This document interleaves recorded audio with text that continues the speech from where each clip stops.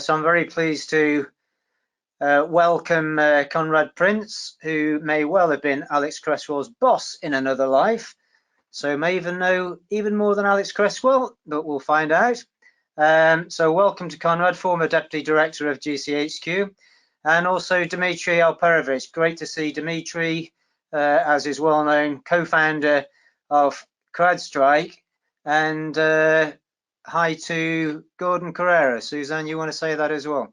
I am also very pleased to welcome Gordon Corera back to our conference. Thank you for doing such a fantastic job yesterday in your conversation with Tom Tugendhat, Gordon, because it also means that I get to go dark for a little while and enjoy the conversation.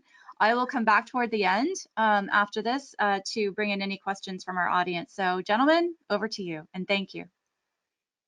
Great. Thank you very much, Suzanne. Thank you, Nick.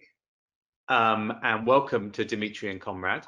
A busy day on cyber. I mean, it's been a busy few months on cyber, it feels like.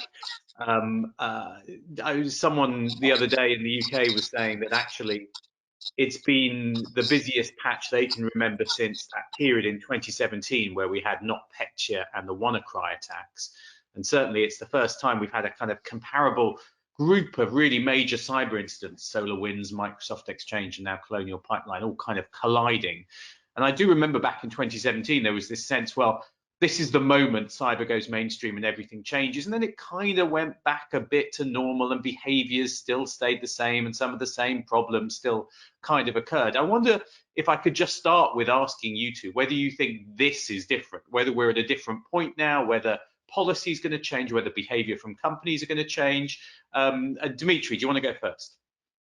Yeah, no, I completely agree with you, Gordon. What has been missing, and frankly, it's been missing in NotPetya, and it's been missing in even to some extent WannaCry and some of these other operations, was impact on individual people, right?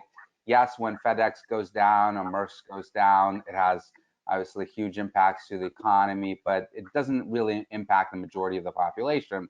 And when you can't get gas or petrol, as you guys call it, over in Europe, in your tank, and when there's lines around the block at the gas stations, that has an impact on everybody. Everybody sees it, and the panic spreads and so forth. So I do think that this one hit everyone, at least in America, in a way that none of the previous cyber attacks have done or have come even close to doing.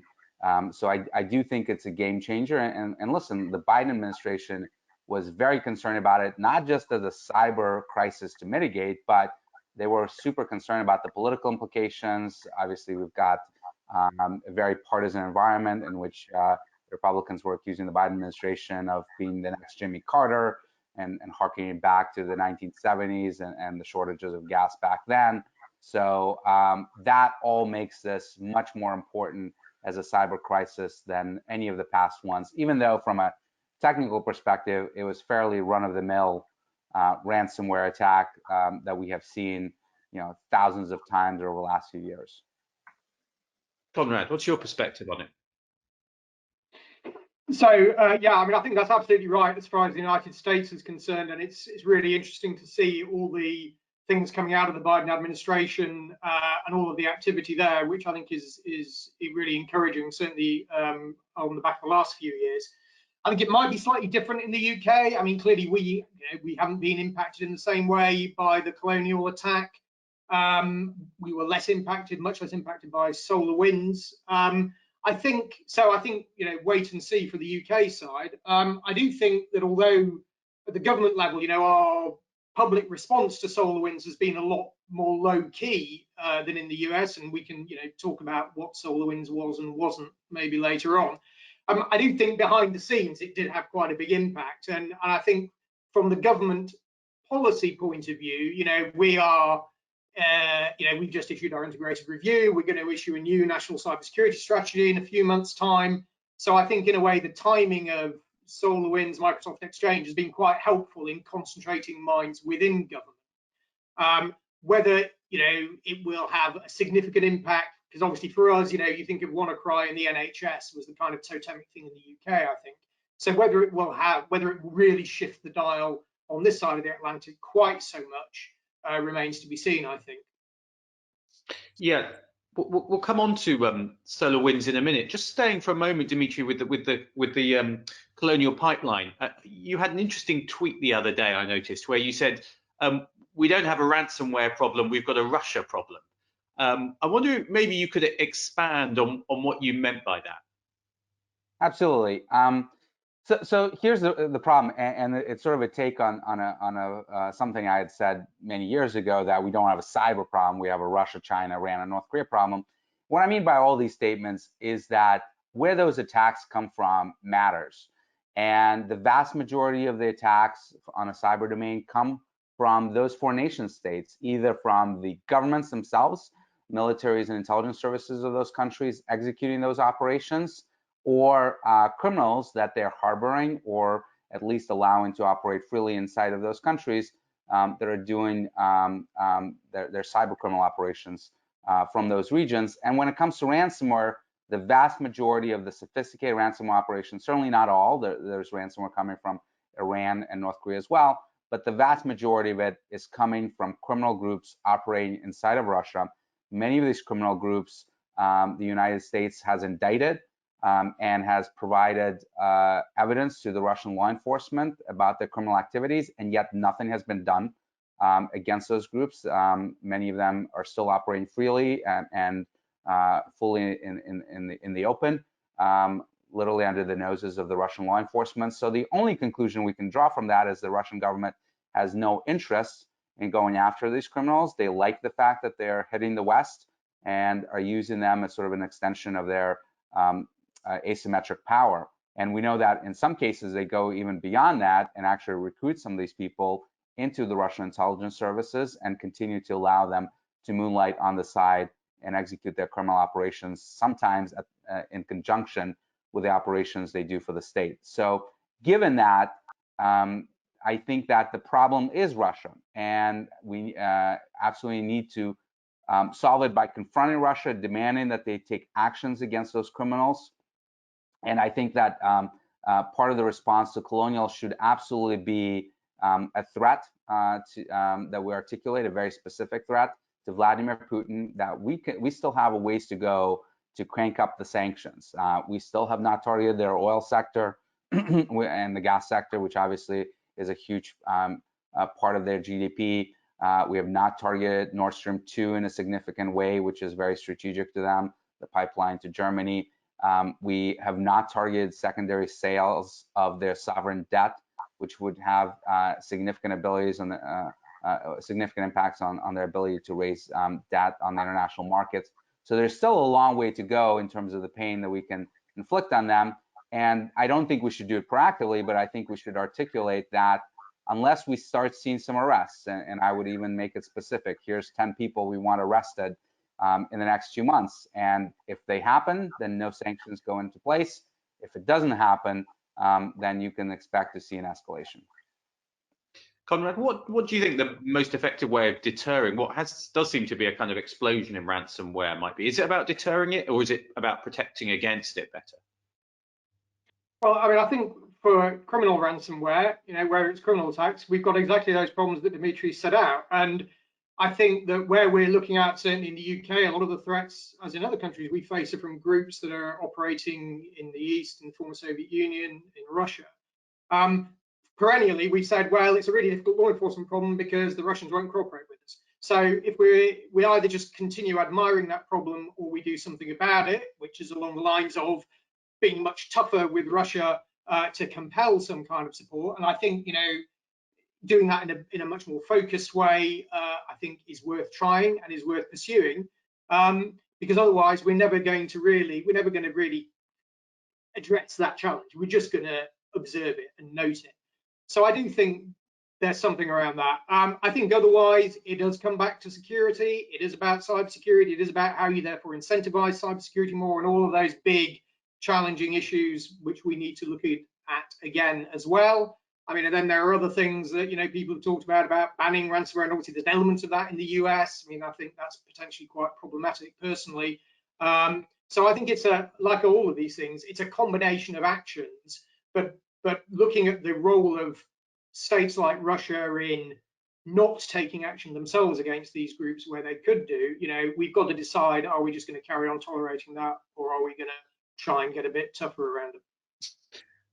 And just staying on the kind of ransomware issue, I mean, there've been some reports just, I think, in the last half hour or so from Bloomberg that Colonial might have paid a $5 million ransom. Now, that's not confirmed, but that's a report that's going around. I just wonder what your perspectives, the two of you, are on this issue of paying ransoms and whether there should be some action against it. I mean, some people have come out and said actually it should be banned and should be stopped, or whether you can kind of expect companies to be doing this because they're making a simple monetary calculation. What's the cost of doing it, of paying versus not paying to get my data back? Dmitri. So I think we have to be practical about this. Of course, we hate to pay ransoms. We hate to encourage this behavior. We hate to provide resources to these criminal groups to continue to perpetrate these operations. But on the other hand, we can't let the economy slide down into depression as a result of an attack like this that can cause widespread damage to our energy sector, that can percolate through the rest of the economy. So if the only way to get that pipeline back up and running was to pay the ransom, then yes, I'm in favor of it, as much as it is objectionable from a moral standpoint to do so. And in other cases, we had a ransomware case that did not get as much attention as it should have just a week ago, with the police department in Washington, D.C., our capital, getting hit by ransomware. And as it often happens in these cases, it wasn't just ransomware, but this double extortion scheme where they also steal the data, including data on law enforcement officers within the police department, and allegations that they even had files on informants, and they were threatening to leak those if the ransom is not paid. When lives are at stake like that, you may have to pay a ransom. But I think if we step back from a policy perspective and start thinking about how do we actually make it more difficult for these individuals to collect ransom, the right way to think about this is to focus on the cryptocurrency ecosystem. It is no coincidence that the ransomware exploded after the invention of Bitcoin. There was virtually no ransomware prior to that, and it's not because people didn't know how to encrypt data back before 2009. It was that they had no way to execute these extortion schemes in a way that would allow them to stay pseudo-anonymous. I remember one of the first ransomware had appeared back in 1990, and they would encrypt the data on your hard drive and leave you a note saying, please wire money to this bank account. And as you can imagine, it didn't take long for law enforcement to track back the sources or the owner of that bank account and have them arrested. So that model clearly did not work until you had the invention of Bitcoin and other cryptocurrencies that allowed them to collect millions, tens of millions of dollars in ransoms in a way that was very, very difficult to trace. So the way to combat it holistically, I believe, is to focus on KYC, know your customer rules for cryptocurrency exchanges and wallets. And the Treasury Department of the United States is already looking into that. They published early guidance on that back in December of last year, and they're in the comment period now. As you can imagine, Wall Street and others in the fintech space are not happy with that at all. But I do think that we need to look seriously at this issue of de-anonymizing those transactions, particularly transactions over a certain size, just like we do in the physical world financial system, where anytime you need to do a transfer of over $10,000, there's KYC and anti-money laundering rules in the US that you have to abide by. We need similar actions in the cryptocurrency space, and I think that would have a massive impact on the ability of these criminals to receive payments. Conrad, what's your view on paying ransoms? I noticed the British Home Secretary, Priti Patel, the other day came out quite strongly against it, not quite saying banning it, but certainly discouraging it. Yeah, well, I mean, clearly from a moral point of view, paying ransoms feels like a bad thing. And of course, there's a practical consideration, which is that paying the ransom doesn't by any means necessarily guarantee you're getting yourself out of the problem. And even if you do, you're still going to have to invest quite a lot of money in cleanup and everything else after the attack. So it's not necessarily, it's not a silver bullet. But I think, my instinct is banning ransom payments. It's kind of something that makes you feel good, because it feels like as a government you've taken some positive, macho action, it doesn't feel entirely right to me. It feels like you're punishing a victim. It feels like, what are you going to do for organizations in health services, organizations that are delivering really critical saving services? And we know all about that in terms of ransomware. If paying the ransom is the chance of getting those services back online quickly, are we really going to say, no, you shouldn't be doing that? No, it doesn't make sense to me, I think. So I don't think that's the answer to this. You mentioned an interesting point there about punishing the victim, and there's a big debate, isn't there, about victim shaming in cyber. But then again, with some people saying, why do we, criticize those who are victimized by cyber attacks? But then, increasingly, when you look at Colonial Pipeline, it looks like they might not have segmented their network and kept their kind of operational and their corporate networks properly separated in order to stop ransomware flowing from one to the other. So I just wonder, how far should we be? Should we be critical of companies which get hit? I mean, it was the same with WannaCry in the UK, where some NHS trusts got hit by this ransomware in 2017 and some didn't. And it was the ones who got patched who didn't get hit, and the ones who patched, the ones who patched were safe. So, how far should we, Dmitri, do you think, actually kind of be critical of those companies who do get hit? And how far should we go, well, it's not about you, it's about the attackers? Well, first, I want to correct something you just said, Gordon, because there's no evidence right now that there was interconnectedness between the OT network, the operational network, and the IT network. But what does happen, and what most people don't appreciate, is that the IT networks that run the business systems are often essential and critical to actually making the business run. And what appears to have happened in Colonial cases is that the OT network does not appear to have been impacted. The SCADA systems, the systems that control the operations of the pipeline stations, there's no evidence that they were impacted. But guess what? The billing systems were impacted, obviously, because they were on the IT side. And if you don't know which customers to bill when you're transmitting your oil and gas, if you don't know what's currently in the pipeline, you can't operate it, right? Even if the OT network is down, and that happens all the time. If you think back to NotPetya and the Maersk shipping company being impacted, their OT networks were fine. There was no impact to their ability to operate cranes on, in ports and so forth. But again, they didn't know who to ship who to ship goods to, where to ship them from. As a result, they had to shut things down. So we often underestimate the dependency on the IT side that can impact operations globally in these critical infrastructure companies. But when it comes to shaming, look, I think that we have a standard in the legal system of negligence.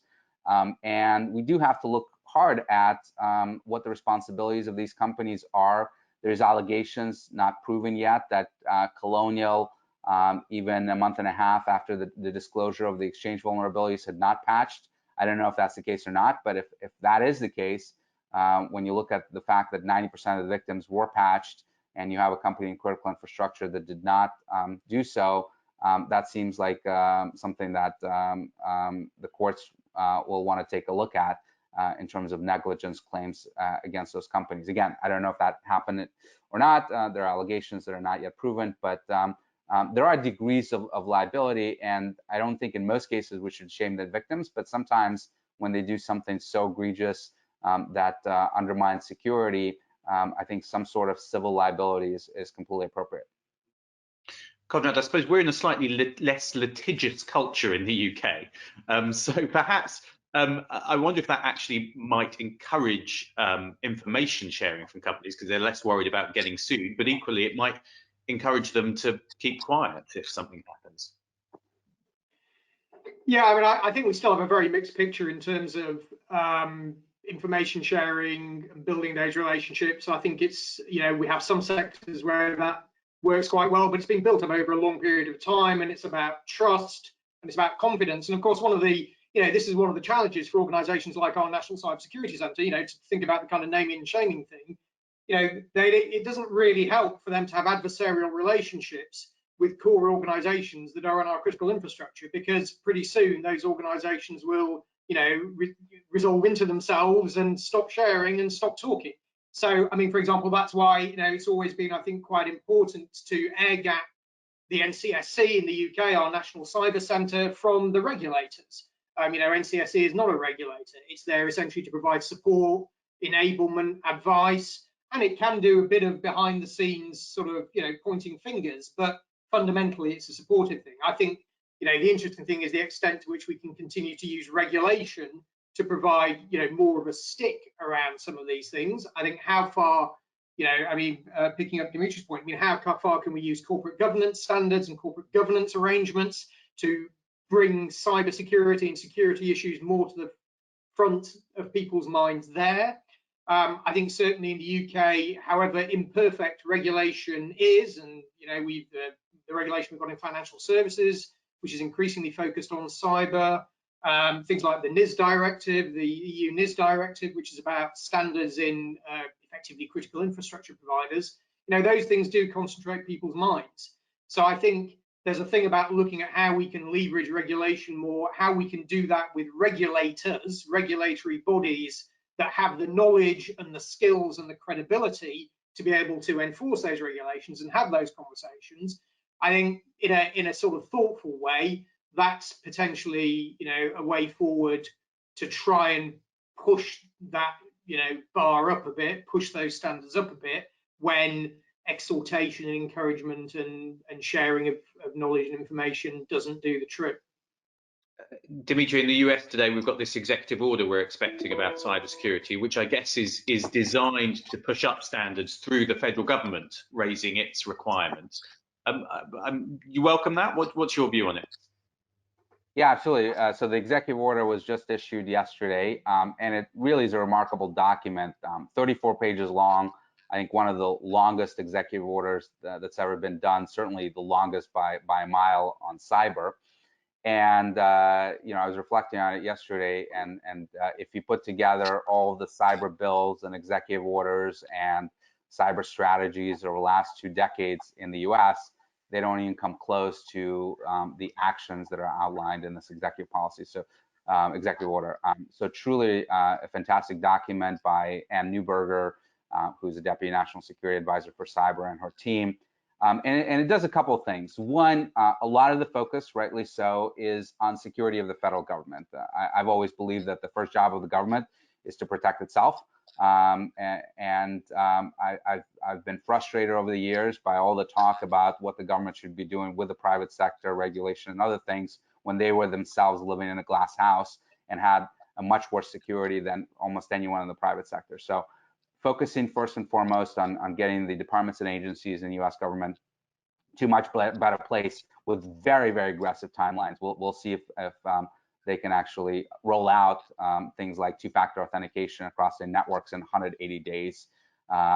It's aggressive even in the private sector, and in the way the government moves is almost unprecedented. So, but it's great that they've taken these aggressive steps. But the thing that was really, really interesting and can be a particularly game changer is it's using the power, the procurement power of the government. And the fact is the US government is massive, deals with lots and lots of contractors, and it's basically setting standards on those contractors, particularly contractors of software to the government, like SolarWinds, and demanding certain accountability from them. And the great thing from that is that the government, of course, buys mostly the same software that all of us buy. So SolarWinds does not just sell to the government, but obviously to Fortune 500 companies, to governments internationally, and so forth. So by raising those standards through the power of US government procurement, it can actually have an effect on the security of all of us in a very, very positive way. So I welcome it. I think it's a great step forward. Of course, this was a solely defensive focused EO. But we also need to look at the other side of the equation, which is how do we start deterring these threat actors, getting back to the ransomware operators, getting back to the nation states. A lot more needs to be done on that front. Yeah, let's talk a bit about that and about maybe the offensive side of cyber. And then after that, I want to come to SolarWinds. But on the offensive side, I mean, Conrad, in the UK, the integrated review kind of showcased the fact we've now got a national cyber force. I mean, in some ways, it's similar to the cyber command the US has had. although we've been doing offensive cyber, I think, for a good decade in the UK, at least by the official account. I mean, I think a lot of people at first thought this was a kind of supplement to military operations, but it's very much being couched now as something which will be used in the organized crime space to go after everything from kind of sexual abuse and people involved in that online, through to those kind of organized crime groups. And I think yesterday the British Foreign Secretary was talking about going after the networks, the kind of infrastructure, the online infrastructure of criminal gangs, which you'd assume might be people like the dark side group behind the Colonial Pipeline hack. Is that the kind of thing you think we should expect to see, or maybe not see, but for it to happen, please? Yeah, I mean, I think so, and I think, as you say, Gordon, I mean, we've been doing offensive cyber in the UK for certainly a decade or more, and we benefited historically from having perhaps a more straightforward legal framework through which to authorize these operations. We haven't had any of the sort of Title 10, Title 50 issues that have historically bedeviled, American operations. So there is quite a long history of this. I think the creation of the new National Cyber Force, it's about moving that forward another step.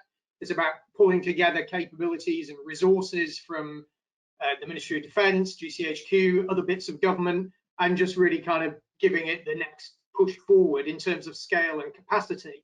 I think in terms of what we use it for, I mean, the UK government, we've not yet come out, the government of the UK hasn't yet come out with kind of clear statements of doctrine around offensive cyber. I mean, it's very interesting, we look at things like the Cyber Command Vision, I think from 2018, which kind of set out persistent engagement, defend forward, which kind of very much felt like a shift in approach from the old kind of deterrence focused thing, which maybe tended to see cyber as kind of capabilities you somehow kept at readiness and you were going to use at time of great crisis, which kind of felt fundamentally wrong. I mean, this is a conflict environment that's taking place all of the time. So the UK government hasn't really kind of set out how it thinks it's going to use these tools, but you can read some things between the lines. And I think, it does seem to be very focused around what we might call tactical operations to disrupt adversaries' ability to operate online, so to disrupt infrastructure of hostile attackers, to disrupt the ability to command and control operations online, to disrupt the ability to spread extremist propaganda. And I think, from my point of view, my experience, if you like, that makes sense. I mean, that's kind of what we should be using these capabilities for. I think that's where what they lend themselves to, certainly from the point of view of their use by democracy. And I think you're right. There's been a lot of talk about using them against cyber criminals, against online harms, child exploitation, and so on. So it does feel to me that that is a realistic focal point for us. It's also more tractable, I think, both operationally and from a kind of legal point of view in many respects. But it is still a challenge, and it's a challenge around scale and capability, because this can end up being a bit like whack-a-mole. You take down an adversary's infrastructure, well, that will interrupt their operations, it will disrupt their operations, but they can develop new infrastructure. And there is the risk, and anecdotally there is the risk that particularly where you've got complex multi-agency disruption operations, they might take longer to actually coordinate that operation within government than you do actually end up taking the adversary's infrastructure offline. That still might be a thing that's worth doing. It's still worth doing. I mean, I think the critical thing for me is we cannot leave this as an uncontested space where we just sit back and let our adversaries have free reign. But we have to be realistic. I think this is about disruptive effect, tactical effect. Will it have a larger deterrent impact? I think is an open question. I mean, I don't think, what one might call persistent engagement, so regularly trying to write down the cyber capability of opponents, I don't think that's likely to have a strategic deterrent effect on a Russia or a China. It wouldn't have had a deterrent effect on me. If the opposition had done it to me, I just kind of say, right, we need to be better then. So let's do better. And I guess that's the response you get. It might be different with criminals. You might push criminal groups away to find other types of activity that are easier. We'll have to see. But nonetheless, I think it's the right thing to do, and it needs to be part of our armour. Dmitri, can I jump in on that real quick? So I completely agree with Conrad. I mean, the thing that we often miss is that cyber is a tool. It's a means to an end. And we need to think about the objective we're actually trying to achieve versus how do we use cyber to do something, right? And the ISIS campaign is a great example of that. If you look at what the US and the coalition was trying to achieve with its cyber game, it was to change facts on the ground, right? A lot of the actions that they were taking was to pinpoint individuals, perhaps get them to a particular location through deception and the like, so that they can then be taken off the battlefield with kinetic means. So it is not about let's do something to them in cyber. It's about we're trying to get to a certain effect. Cyber may or may not be the right tool to achieve that effect, but it needs to start with that goal and objective. And unfortunately, in the US, we often take the complete opposite approach. And famously, at the start of that ISIS campaign, you know, Ash Carter, Secretary of Defense at the time, was asking the head of Cyber Command, Mike Rogers, what kind of cyber bullets can you bring to the fight? That was the wrong question to ask, because the question should have been, what can we do to ISIS that will have an impact, and can cyber play a role in that objective? And that's exactly how our adversaries are thinking about this. And particularly, it strikes me with Russia, that has these combined offensive operations that can be collection, intelligence collection operations, they can be disruptive operations, that can be influence operations, all done by the same groups. And they're not having this magical divide of, well, Cyber Command does disruption, NSA does collection, someone else does information operations. No, you're trying to achieve a particular effect. You're trying to do an election interference operation. You're trying to do, you know, disinformation on, you know, MH17 disaster, and you bringing all the tools to bear to get a particular outcome without the concern of, is this computer network exploitation? Is it a computer network attack? Is it something else? And those distinctions often constrain us, just as Conrad has said. You brought up Russia there and Russian state behavior. Let's talk a little bit about SolarWinds. I found it fascinating watching the US response to this, because people were running around, and clearly it was a really significant, stealthy, high-end attack, but it still looks to have been fundamentally espionage. No one's, you know, that the infrastructure, the kind of the capability they put in place, sure, could have been used for something else, but there's no sign that that was the intent of what they were doing. And yet there was this kind of view, which was, we're going to sanction, we're going to do all kinds of things, when previously the US itself had said the norms in cyberspace were destructive attacks on civilian infrastructure bad, but espionage is what happens. And I remember when they announced the sanctions, there was this kind of, they tried to come up with reasons why SolarWinds was different, the scale, the potential of it, the impact on the private sector. But it felt a bit of a stretch to me. I was wondering what you two thought of that. I mean, was SolarWinds really something strategically different? Was it just that the Russians did something pretty impressive and the US got caught out of it? Conrad? Yeah, well, no, I mean, you know, I've spent my career doing SIGINT operations, and this struck me as quite a good, you know, impressive SIGINT operation that I would have been, you know, reasonably pleased if I'd pulled off. Shame they got caught, you know, that was sort of, would have been disappointing, but nonetheless. So, I mean, you know, that's kind of how I see it. And I have to say, and obviously, I mean, Dmitri's spoken a lot about this, so 100% say, but I mean, you know, I've found the kind of assertions about why this is different pretty unconvincing, personally. You know, there's never been supply chain attacks before. There have never been attacks that have had an impact, or espionage operations, shall we call them that, that's had an impact on the private sector. Well, come on, you know, of course there have, by many different players. So I found that not convincing. I think, you know, I've heard some people say, well, you know, it was a scale of an attack. It was espionage, but you could potentially repurpose it to do disruptive or destructive effect. Well, you could apply that to almost any decent computer network exploitation operation. So if we're going to go down that path, well, we need to be careful where that ends up, I think. And so I was left, as I say, unconvinced. I don't see it personally as crossing some major new red line. And I think we just need to be careful about what we are implying about red lines. You know, are we really going to say that we are not going to do operations, espionage operations that might involve a supply chain component, or we're not going to do something that might have an effect on some innocent people occasionally, but if we judge that that's acceptable within our legal and ethical framework, but we're not going to do that? I don't think we should be in a position where we're implying that we're going to say that. So I mean, that was my take on it. Dmitri? I couldn't agree more. I've written about this, and not only is it puzzling in terms of sort of the stretching that they went through to try to convince everyone that this is unacceptable, but I think it's misguided.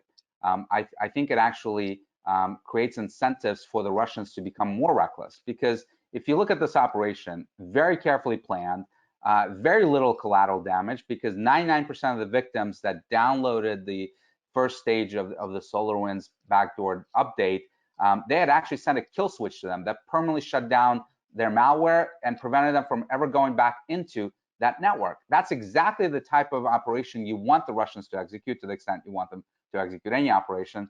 But you know, next time they're going to say, well, screw that. We try to be careful. We try to play by the rules. We got hit.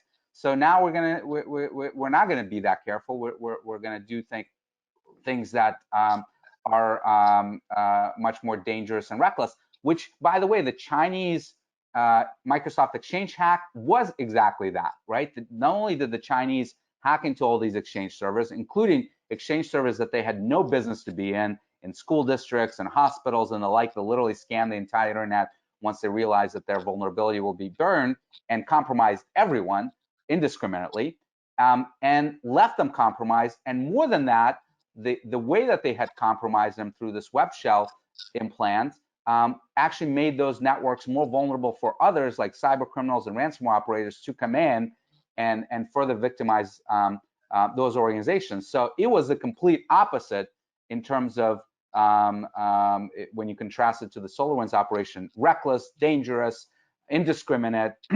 And so far, at least, we have hammered Russia with some sanctions, although I would argue that those sanctions, excuse me, were ineffective and quite weak, actually. But we have done nothing so far against this more dangerous Chinese operations. I hope that we do, but the contrast certainly is striking. Yeah, I mean, some people have suggested actually that the Chinese operation showed some almost change of behavior in the Chinese, that they were willing to, you know, be a bit more reckless, and actually once it looked like it might be exposed, they kind of opened it up and it went into the wild in a way that maybe was very different from the Russian operation. Nick, I'm going to bring you back in here if you've got any questions, or if we've got questions from the floor yet. I've got a few more if you haven't, but okay. Well, I know Suzanne's going to come in, but I'll just take us back to the point about international approaches to this. You know, there's been a kind of underlying theme of international cooperation, allies, Five Eyes, this kind of thing. What do you think we in the West might use the Five Eyes for in this context that we're not at the moment, if anything? Maybe Conrad, go first.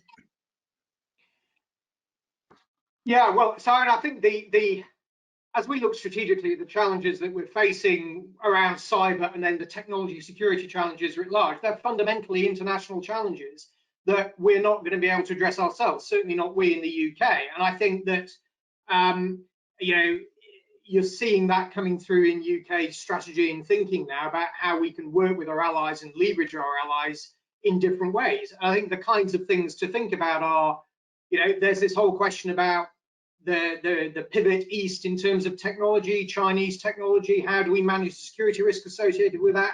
How do we identify those areas of technology that we need to have sovereign capabilities or trustworthy capabilities in? Again, we're not going to be able to do that alone, so we need to work those issues with allies. I mean, so we've had this, you know, this reaching out, the sort of so-called D10, so the G7 plus India, Australia, and South Korea. You know, it's quite an interesting way of looking at it. I mean, that's going to be quite complicated, and I think the Chinese have got quite a lot of advantages over us in this sphere, but that's fundamentally needs an international approach. I think another area I would highlight is around this whole question of, what are the competing visions for the future of the internet? So, I mean, we very much feels like we have two competing visions. So our vision and that of our allies of, a free, open, peaceful and secure internet that we've been talking about for many, many years, against a kind of Russian and Chinese vision of the internet as something that's controlled, that's about state surveillance, that's about how you control your population, how you aggressively project power overseas. Now, we need to counter that narrative, but that narrative is very attractive in many parts of the world. And I think, we've got to focus on, if you like, the middle countries, however you want to describe them, that those countries which might be in, Asia Pacific or in Africa or elsewhere, for whom, the Chinese approach to how you use the internet can sound pretty attractive, really. So we can't take for granted that nations, in that category are just going to automatically fall in line with our nice democratic view of what the internet should be like. So we need to build our alliances, we need to use our existing alliances, but critically, I think, reach out in new ways to encourage and persuade those kind of countries to understand and sign up to, if you like, the values that we believe in, without taking for granted that it's immediately obvious to them why they should do that. So that's something we need to do as alliances. I mean, we've talked a bit about, how we can do joint operational responses to cybercrime, during the course of this afternoon, takedowns of infrastructure and so on, and doing those in a coordinated way with law enforcement agencies from different countries. That's really important. I think, when we've been talking about more just now, the responses to hostile nation activity. I mean, that's always much more powerful when it's coordinated across multiple countries. And, one can argue about the ultimate effect of sanctions and expulsions and indictments and so on, but it's a lot more powerful, as we saw after the Salisbury poisonings, if you've got a wide range of countries simultaneously acting, than it is if it's just one country doing it or a couple of countries doing it. So I think we need the alliances there. I would say, I mean, clearly the Five Eyes is a central partnership, and it's been a central part of my life and the lives of many of us. We need to be looking well beyond the Five Eyes, as I said. I think the increasing thinking in the UK about looking at the so-called Indo-Pacific tilt, looking at ASEAN nations, looking at how we can build stronger partnerships with those nations is really important. I mean, the UK government's investing now more in doing more capacity building around cyber in Africa to sort of to sort of get us better engaged with some of those African nations. So I think Five Eyes is central, but it's only a starting point. And frankly, if we just sort of agree amongst ourselves as to how we'd like the world to be, that's ultimately not going to address these challenges. We need to be engaging and persuading many other nations that collaboration, cooperation, and the values that we believe in around the internet are the right ones to follow. This is a great tee up to a couple of questions that I want to share here. The first from the U.S. and then we have one from the UK as well.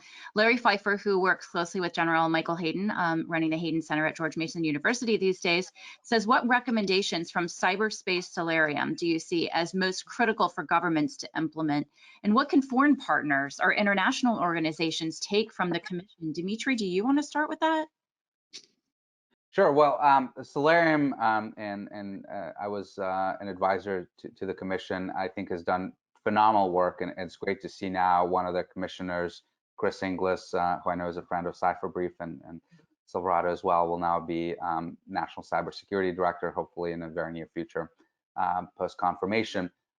Lots and lots of different fantastic recommendations in there. The one that I particularly think will have an impact in the short term, and one that the EO actually highlighted yesterday, was the need for federal government to move to a proactive hunting posture. Assume breach, start hunting for adversaries on your network, and they gave CISA authorities to actually do that without even the permission of the agencies. And now the EO comes in on the back end of that and is demanding some accountability from CISA to report on how they're using those authorities and making sure that they're pursuing them very aggressively. So that's the one I particularly like. There's many others in there that I think will have a lot of effect as well, but that one I think will have very immediate impact on the security of the federal government. Mm-hmm. Let me get to a question here from, let's see, Major Juliet Skingsley from Chatham House. Two-part question. Does use of offensive cyber operations have a deterrent effect, or does it simply increase the risk of escalation, which we've talked a little bit about? And is there any utility in states making public declarations as to what is and what is not responsible espionage, and how might this work in practice? Conrad, I'll let you lead us. Yeah, I mean, you may not be surprised now, I'm not a huge fan about sort of declarations of what is responsible espionage and what isn't responsible espionage. I mean, in my view, our position on that is based in the law. And so, my view was always and remains that, we adhere to a whole range of domestic and international legal obligations.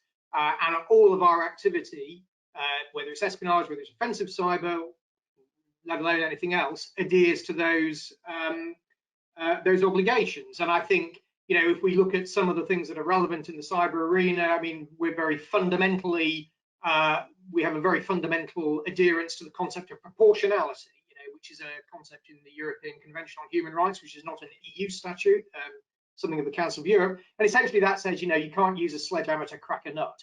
So you cannot take an act, you can't carry out an act in cyberspace or anywhere that has an effect that's disproportionate to the outcome you get from it. We have a strong principle of necessity. So we should only carry out espionage activities if there is no other alternative way of achieving the outcome that we're looking to achieve. So my view is, rather than sort of saying, well, these three types of espionage are bad, these three types of espionage are okay, we should look at it through that sort of legal construct and legal framework, and say, these are the legal principles that we adhere to, and this is the framework that we have in a democratic nation, with democratic oversight, with the ability to change those regulations, the ability to change governments through proper democratic processes. Those are the things that underpin what we do, and if we adhere to those standards, and that's the way forward. So I mean, I think that's sort of my view, and that's what we would then contrast with how other nations operate. I mean, in terms of sorry, yeah, I'll stop that. Oh, go ahead, Conrad. No, well, I was just going to say, in terms of the deterrent point, we covered that earlier. I mean, I'm not convinced that there is a strategic deterrent effect. There may be a kind of tactical one over time with some adversaries, but I think it has value, but let's not overstate the value. Let's not pretend it has value that it doesn't have. That's all from me. Yeah, Suzanne, if I can just add to that. So to the specific question of does it have deterrent effect or is it escalatory? I think the answer is clearly neither. I don't think it deters anyone, but I also don't think it is inherently escalatory. There's no evidence that any of the actions that the U.S. has done, or frankly any of our adversaries have done, has led to an escalation in action in cyberspace beyond what was already sort of in the works and was going to get done anyway. Yeah, there's a huge fear of escalation, which I think keeps a lot of governments from responding, at least in ways that we can see sometimes. This is a fascinating discussion. I'd like to give both of you and Gordon as well the opportunity just for any closing thoughts on this. Conrad, would you mind leading us off? Sure. Well, I mean, thanks very much for the opportunity to join you today. It's been a great session, a great event. I mean, I think the theme of your event is international collaboration. I mean, I think we've seen how in cyber that international collaboration is absolutely essential. I mean, a lot of the stuff we need to do is going to be about domestic actions. Of course it is, things that fit our own domestic requirements, our own domestic circumstances. But by their very nature, these issues, whether it's a tactical issue as to how we deal with a particular cybercrime group, or the strategic issue of how do we address Chinese domination in technology and the security implications of that, we cannot possibly solve those things as individual nations. That's staring us in the face. And I think, to mobilize, increasingly mobilize broad, diverse coalitions of nations, think differently about our alliances, think about different partners as well as our traditional partners. That is absolutely fundamental for us to kind of move this agenda forward in a positive way. Thank you. Excellent. Dmitri?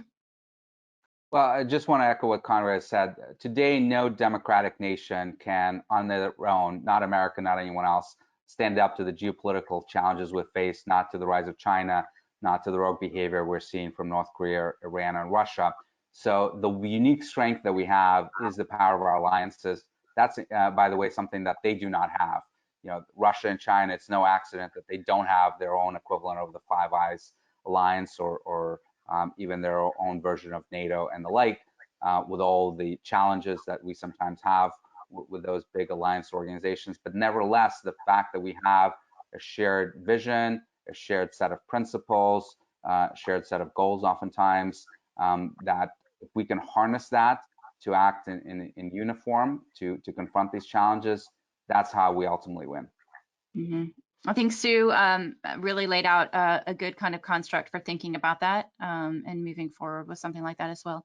Gordon, my friend, thank you so much. It's always wonderful to welcome you to the Cipher Brief, and we very much appreciate your contribution to these conversations over the last 2 days. Thank you. Thank you, Suzanne. Thanks, Gordon. Thanks.